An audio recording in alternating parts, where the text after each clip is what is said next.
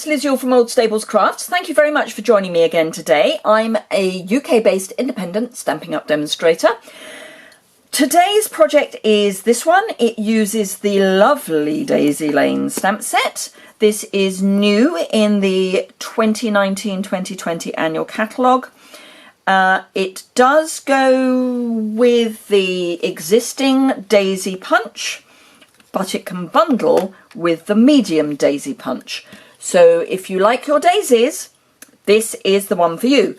We already have the Daisy Punch because we've got the delightful daisy from, oh, I want to say it was a while ago. I'm just trying to find it. And inevitably I can't. So that's good. Good. Okay. Anyway, there is the other daisy stamp set. Let me find it in the annual catalogue for you.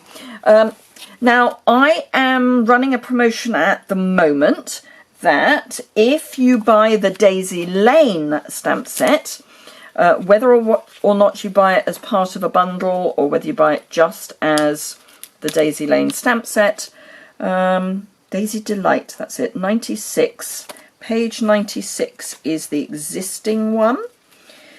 So yes, if you buy Daisy Lane, either as a bundle or on its own, I will gift to you a pack of the gold faceted gems. This is the Daisy Delight. The Daisy Lane is on page 23, which is here. So this is the Daisy Lane. You can make gerbris, you can make, look at these, this lovely Art Deco piece. Really pretty. So buy this between now and the 22nd of July and I will gift to you a pack of the gold faceted gems which make perfect centres for your daisies. Yours will be a complete set, but a pack of those. And you just put the item either as a bundle or on its own on your order, and I will do a search to see how many people have ordered this and send you a pack of these with your next monthly gift. Because if you shop with me, every month you get a thank you card and a thank you gift. And if you use the host code, you also get product. But in addition to that, buy this stamp set alone or with this and you will get the faceted gems.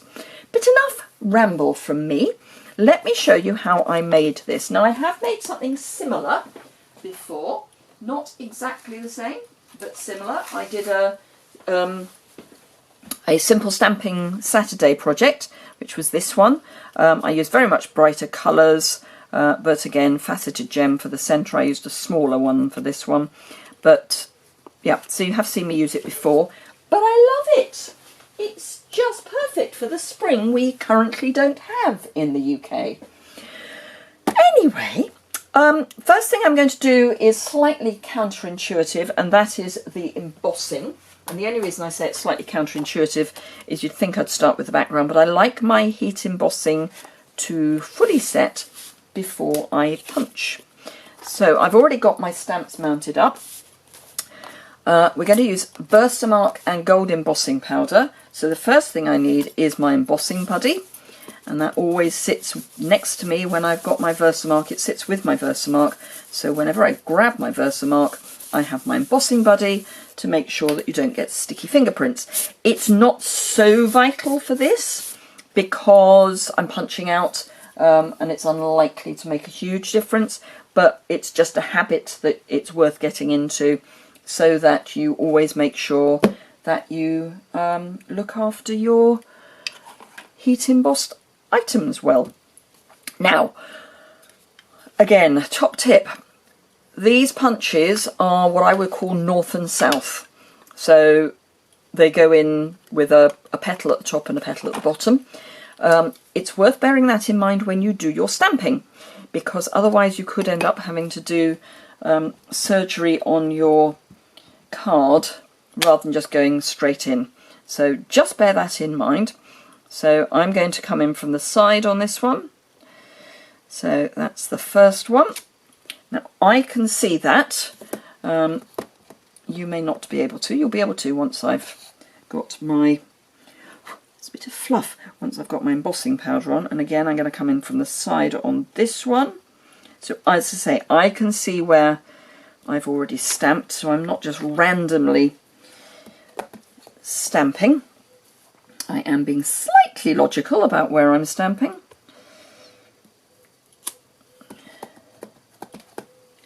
And that one I'm going to go in at a slightly odd angle, but only because there's a nice gap there. And that will then be north and south to itself, if that doesn't sound odd. You'll see what I mean when I've put the embossing powder on. So here is my gold embossing powder in its little container. If you don't have one of these boxes, you can always just sprinkle it straight from the pot onto a coffee filter. Works quite well because they then collect the powder for you.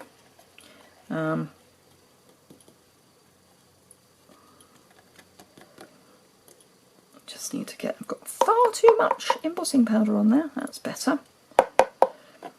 And I will give it a magic flick in a minute, but at the moment I just want to get the embossing powder on. There we go.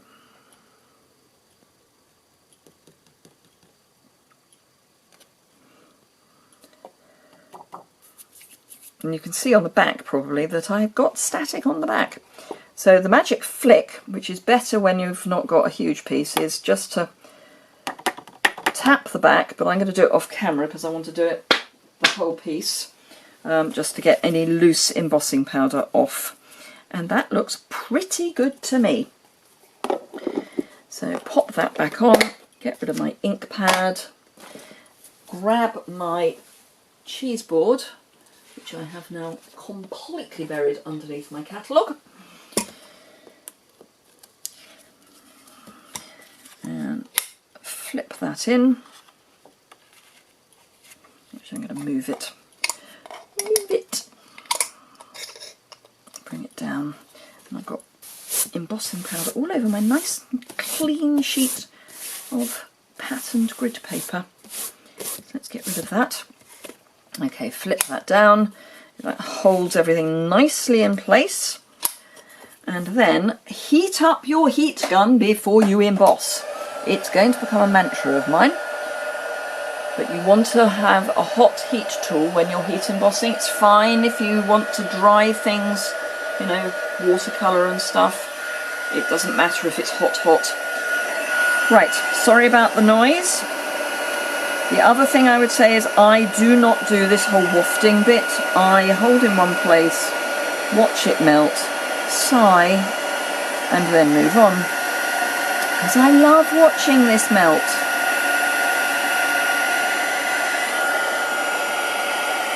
Do not overheat your embossing powder. I'll come on this side actually now. If you overheat it, it'll just burn and it will go matte and will kind of sink into the paper.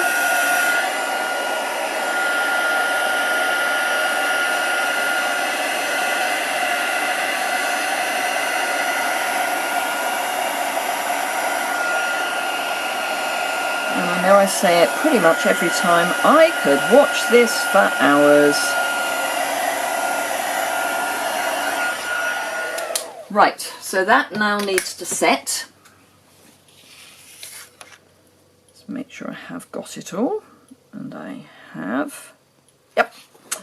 So that needs to set before I punch it out. So let's grab a scrap of the scrap I used before, scrap of paper, because I'm going to stamp off. So, piece of card. This is my usual second layer mat, which is 5.5 by 3 3/4. And I'm going to change up one thing from my original card, and I won't say what it's going to be until I've done it, and then we can do a compare and contrast. But if I tell you what I've done, you might have a preconceived idea. So I'm going to stamp this so that it's sort of hanging over that way, because it's going to have the weight of the daisy. So just stamp that, and this is Old Olive ink. And then I want my fern, ink up, stamp off, come in kind of underneath so that it's not as full strength, stamp off again, and we're stamping off again because I've stamped off the edge, and then final time just come in. Actually, no, I'm going to do one other thing before I do that. I'm going to put my sentiment on because I want to fill in the gap. So I want to know how big the gap is before I do it. So early espresso ink, and this is the best moments in my life happen with you. And that I'm going to pop just there. And that's all I need my early espresso for. And then I can come back in with my fern, stamp off, and then I want this to come in underneath. In fact, I may even go that way. And then it's very much surrounded by the fern. But it kind of then looks as if it's meant to be there. That's my theory. It's my theory, so I'm happy with it. Okay, so let's get rid of those bits. Don't need that anymore. I've got a piece of gold foil, and I accept it's not a whole piece of gold foil because this bit in the middle, you know, let's not cover up what we're not going to see. So I'm just going to run some snail round. I'm going to apologise. My husband is about to mow the lawn outside my window, and also I need a new one of those.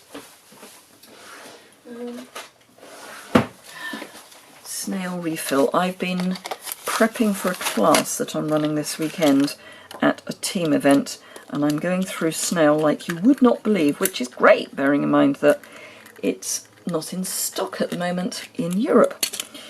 It was in for I think the refills were in for a little while last week, and I merrily thought I'd got lots. I did.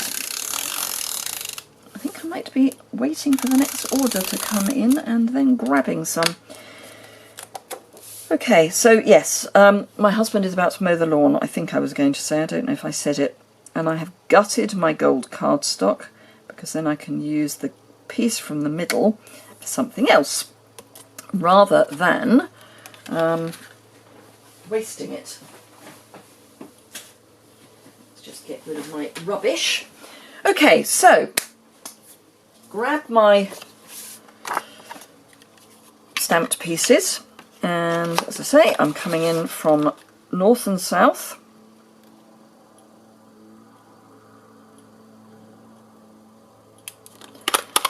Punch one, punch another,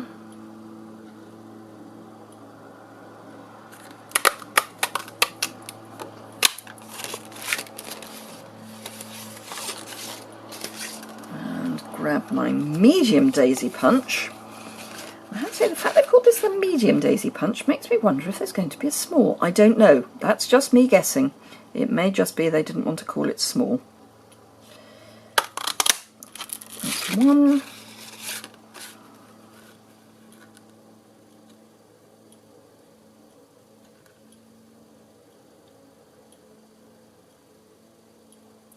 I'm concentrating.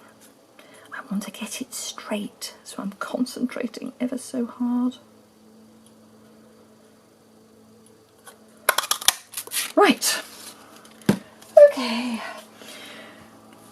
Layer these up. Now, sticking a card to emboss is not a great idea. This is where you want your glue dots. And let me grab my take your pick. I've got the wrong head on, needless to say. I've got the embossing head on. Do keep your cover on the pointy end because they are very, very, very pointy. So on the back, and then this I'm going to just have so that they are across each other. So that would be a full one size daisy, But I don't want a full one-size daisy, I want a full two-size daisy. So again, this is the top one. These two petals here are the top. So sorry about that, the battery ran out on my camera. My new camera I love, except it doesn't tell you when it's going to run out other than to go beep, beep, beep, gone, which is not great. Anyway, I think I just stuck this daisy, the little daisy on, so I'm going to just stick the next one on top. Don't actually need that, let's use my hand. So lots and lots of daisy, lots of layer, which I love, faceted gems, and I want the, I used the large one before, I think. Did I use the large or did I use the medium? No, I used the large. So let's use the large again. I find the easiest way to get them off their acrylic backing is to twist them. Acetate, that's the word I'm looking for, not acrylic. Okay, one more glue dot. Actually no, I don't need a glue dot for that, I need adhesive because this is just card, so I can put a reasonable amount of adhesive on there and then just pop that. And what I like to do is extend from the top of the stalk so that this is about as far up as you can get it.